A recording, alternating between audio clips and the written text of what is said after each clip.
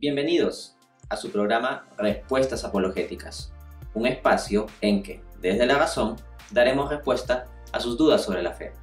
Mi nombre es Dante Urbina, apologista católico, y voy a acompañarlos en este viaje.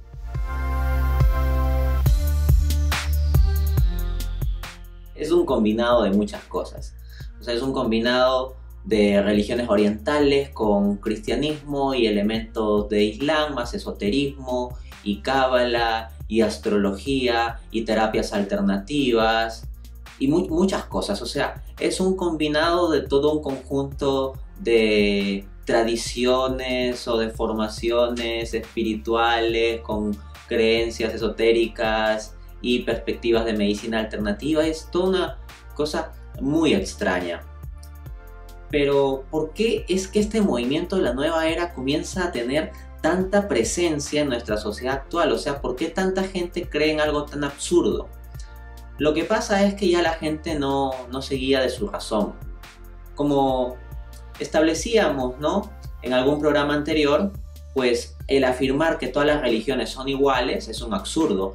Y desde esa perspectiva no puedes combinar las religiones. O sea, tienes por un lado el cristianismo que te plantea que Jesucristo es Dios encarnado y que es absolutamente central y necesario para la salvación del hombre. Y de otro lado, religiones que pues no ponen tal centralidad en Jesús. Entonces ambas cosas no son compatibles. Pero la gente no se da cuenta ya de esos principios básicos, sino que en lugar de decir pienso, luego existo, ya la gente es un siento, luego existo. La gente simplemente quiere sentirse bien. Y desde esa perspectiva, la gente va a un supermercado y elige los productos que le gustan, los productos que están de moda, los productos que son de su preferencia. Elige unas cosas y deja otras. Esa misma actitud que el individuo posmoderno tiene cuando va al supermercado, pues quiere aplicarlo a la religión. Entonces, de entre las distintas religiones, pues lo ve como estanterías de supermercado y agarra una cosa de una religión, otra cosa de otra cosa de alguna otra y las va llenando en su carrito. Precisamente porque la nueva era no tiene una estructura determinada de doctrina, es que deja la libertad de que cada uno crea las doctrinas que le da la gana. Entonces el individuo posmoderno, que no está interesado por la verdad, sino simplemente por su libertad, por su comodidad y ese tipo de cosas, pues le vendrá bien esa religión sin doctrinas que creer, sin exigencias que seguir y sin una jerarquía que obedecer. Es decir, el individuo simplemente quiere hacer lo que le da la gana y estar a sus anchas. Pero pensar que ahí hay una sustancia de verdad, pues es difícil, ¿no?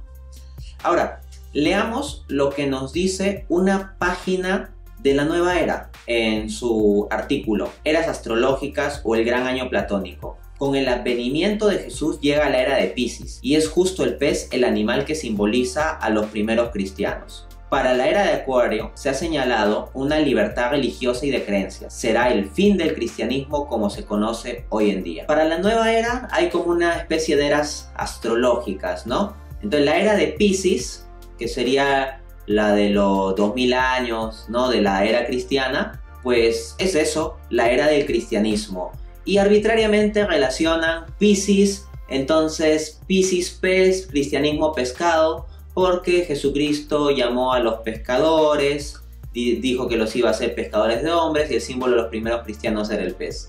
Aunque la verdad es que tales analogías son absurdas, porque con esa misma lógica también podríamos decir que la era del cristianismo, los 2 primeros años, era más bien la era de la oveja, ¿no? Porque Jesucristo se propuso a sí mismo como el buen pastor, dijo, mis ovejas escuchan mi voz y la siguen, puso parábolas en las que hablaba sobre las ovejas y de un pastor que deja las 99 ovejas y va por una. Entonces, si nos vamos a ese tipo de lógica, en lugar de decir el pez, también podríamos decir la oveja o cualquier otro tipo de cosa, ¿no? Son inventos absurdos de la nueva era. Pero bueno, entonces hay la era del cristianismo y la nueva era plantea que después de la era de Piscis vendrá una era de Acuario, que supuestamente es la de ellos, ¿no? En que ya habla pluralidad religiosa, relativismo religioso, cada uno tiene la libertad de creer lo que le da la gana, el cristianismo ya pasó de moda. Por supuesto, esto es incompatible con una visión cristiana que pues ve a Jesucristo como palabra de vida eterna, ¿no? Y como la palabra eterna del Padre. Jesucristo es el mismo ayer, hoy y siempre. No es que Jesucristo termine de ser el elemento central de nuestro culto religioso a partir del segundo milenio o algo por el estilo, ¿no? Son absurdos de la nueva era.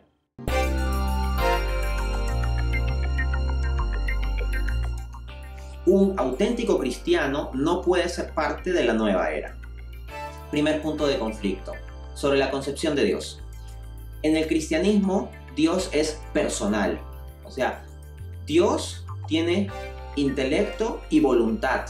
Podemos hablar de la voluntad de Dios, por ejemplo. En cambio, en la concepción de la nueva era, pues Dios es un ente impersonal, como una especie de energía, ¿no? No tiene pensamientos, ni mandatos, ni determinaciones morales sobre el hombre, ni nada por el estilo. Es simplemente una energía impersonal, casi parecido a la fuerza de la que se habla en la película La Guerra de las Galaxias. Un segundo punto de contraste es sobre la persona de Jesucristo. En el cristianismo, Jesucristo es Dios encarnado. Reconocemos a Jesucristo como Señor, Salvador y Dios. En cambio, para la nueva era, Jesucristo es simplemente un maestro espiritual más.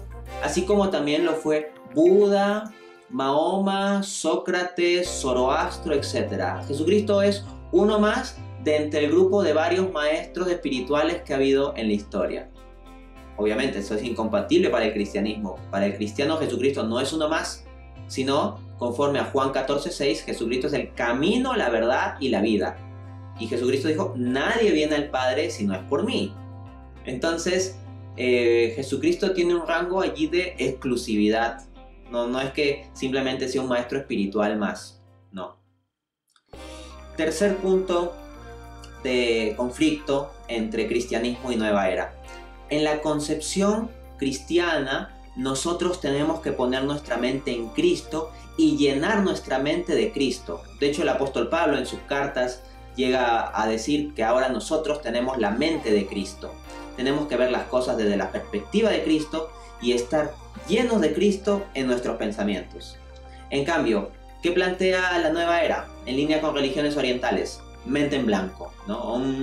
Mente en blanco y que tienes que vaciar tu mente de todo. Entonces, para el cristiano la mente tiene que estar llena de Cristo y meditando sobre todo la pasión de Cristo, el sacrificio de Cristo. Podríamos decir que en la concepción cristiana lo que buscamos es mente en rojo, mente centrada en el amor de Cristo, en la sangre de Cristo, en el sacrificio de Cristo. En cambio, en la nueva era es mente en blanco, ¿no? Y bueno, no se puede esperar mucho de alguien que tenga la mente en blanco, ¿verdad? Bueno, cuarto punto de contraste. La cuestión del centro. En el cristianismo, el centro es Dios. El centro de la vida espiritual es un Dios personal revelado en la persona de Jesucristo. En cambio, en la concepción de la nueva era, el centro es uno mismo, el centro soy yo. Porque en la nueva era te dicen, ¿no? Tú eres Dios, tú tienes la esencia divina. Y en la nueva era se pone mucho énfasis a todo el tema autosuperación, autorrealización, autoconciencia. Entonces el hombre vive centrado en sí mismo y en todo un contexto de estar solo en sí mismo. Los libros de autoayuda por eso también en gran parte se llevan bien con concepciones como esta de la nueva era, ¿no? En cambio, en el cristianismo, Dios es el centro y es uno mismo el que tiene que ajustarse a Dios. Jesucristo lo pone muy claro en Marcos 8:34, cuando dice, el que quiera seguirme, que renuncie a sí mismo o que se niegue a sí mismo, que cargue su cruz y me siga. El camino cristiano no es el del centramiento del yo, sino de la abnegación del yo. Pero eso es lo que nos lleva a la plenitud y felicidad. Un quinto punto de contraste es sobre la cuestión moral. En la visión cristiana hay objetividad moral. Hay ciertos valores morales objetivos, ciertos estándares morales objetivos que no dependen de nuestro gusto ni de nuestra opinión, sino que están claramente fijados por Dios en su revelación. En cambio, en la visión de la nueva era no hay un tema de objetividad moral, sino más bien hay relativismo moral. En la nueva era no es como que haya unos mandamientos morales obligatorios que habría que practicar, sino simplemente todo se deja a un asunto de que cada uno vaya escogiendo lo que le parezca mejor. Vemos al yoga simplemente como un grupo de ejercicios de estiramiento, pero quienes han investigado de forma seria, académica, la estructura y orígenes del yoga nos dicen otra cosa. Así, por ejemplo, Ari Royce Glorious nos dice lo siguiente: los orígenes del yoga se encuentran en capas muy antiguas de la cultura religiosa de la India, especialmente en las prácticas chamánicas precarias, con las que se intentaba dominar las fuerzas cósmicas, y también en antiguos cultos sacrificiales. Entonces, las bases mismas del yoga, su origen, no están asociados simplemente a unos ejercicios inocentes de estiramiento y ya, sino que se asocian a connotaciones religiosas específicas, chamánicas, e incluso a temas de religiones antiguas sacrificiales, o sea que realizaban sacrificios. El sacerdote dominico Fray Nelson Medina, por ejemplo, en alguna de sus conferencias, mencionaba que muchas veces en el yoga te ponen un énfasis en que tú digas el nombre de las posturas y que repitas el nombre de las posturas. Y lo que él indica es que esos nombres de posturas en realidad corresponden a deidades paganas de la concepción hindú. Entonces ahí tú estás repitiendo el nombre de deidades paganas, ¿ok? Hay que tener cuidado con esos aspectos, ¿no? Asimismo, el predicador católico Wilson Tamayo nos dice lo siguiente: el yoga no es simplemente unos ejercicios, implica un compromiso de la conciencia, una cosmovisión de la realidad, ver al hombre como unos puntos energéticos, ver a Dios como una gran energía. El hombre tiene unos puntos energéticos que son los chakras, hay que alinear los chakras, algo así nos vende la nueva era con sus formas raras de meditación, o la cuestión de que hay que poner la mente en blanco en lugar de poner la mente en Cristo.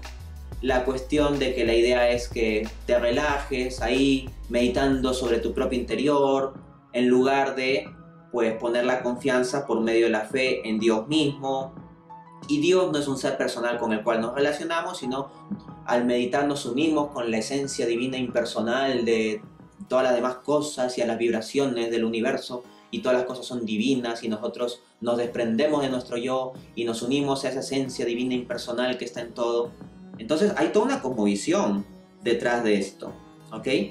El gran escritor católico Gilbert K. Chesterton, de hecho, nos hablaba también sobre esto.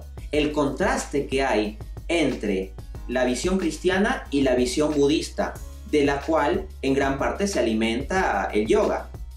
Miren lo que nos dice este gran autor inglés. Abro cita: no podrían existir dos idealizaciones más opuestas que un santo cristiano de una catedral gótica y un santo budista de un templo chino. La oposición se evidencia en cada punto, pero tal vez la prueba más corta sea que el santo budista siempre tiene los ojos cerrados, mientras que el santo cristiano siempre los tiene bien abiertos. Este contexto del yoga y la meditación te mete en centrarte en ti mismo.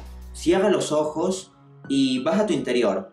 Vas a tu interior y todo cerrándote en tu interior y tu interior y tu interior y tu interior. Entonces, descartas lo exterior y te quedas solo en el interior, interior, interior. En cambio, en el camino cristiano, desde la gracia, Dios pone una fuerza en tu interior que te lleva a que con los ojos abiertos veas el mundo exterior y quieras llevar el amor a ese mundo exterior. Entonces, es como que esta meditación budista, que en gran parte se asocia al yoga, te va centrando en el yo, en el yo, en el yo.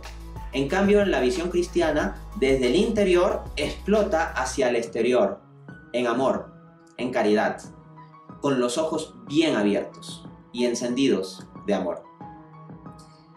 Quien le parezca que estos son exageraciones, puede ver el testimonio de José María Berlinde, quien fue un gran maestro de yoga. Llegó especialmente alto en profundizar en todo el camino del yoga, y él, luego de toda esa experiencia, termina convirtiéndose en católico. Y en concreto, él relata todo esto en un libro que les recomiendo, que se titula La experiencia prohibida del ashram al monasterio. Se volvió monje católico. Se encontró con que esa supuesta conexión con una realidad divina impersonal era una nada, y que más bien la conexión en Cristo con la realidad divina personal lo es todo. Bye.